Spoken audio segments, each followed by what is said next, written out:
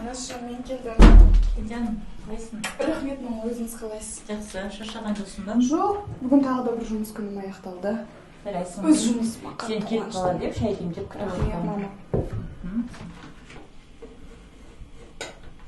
Қызым, мамандықтан ода көбісі шатасып жатады. Сол үшін жұмысының шын жүрегімен сүйіп жаса. Сүйікті ісіңмен айналыссаң, сол істен ләззат алатыныңды ұмытпа. Есіңде болсын, жасаған жұмысыңнан елдің алғысын алып жүрсең, онда сенен асқан бақытты жан жоқ, қызым. Осыны ұмытпай, өз жұмысыңды сүйіп орында. Дұрыс айтасыз, мама. Ал жаным, шайыңды іш.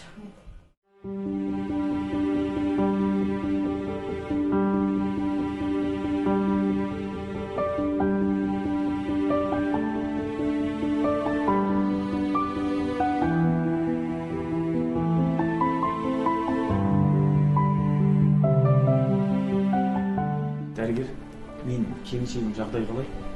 Уайымдамаңыз, қолымыздан келген бәрін жасап, келіншегіңізді аман алып қалдық. 1-2 күннен кейін аяққа тұрып кете алады. Рахмет сізге.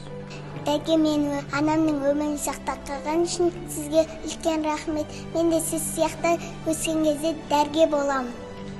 Жан. Дәрігер болады болғыз, иә?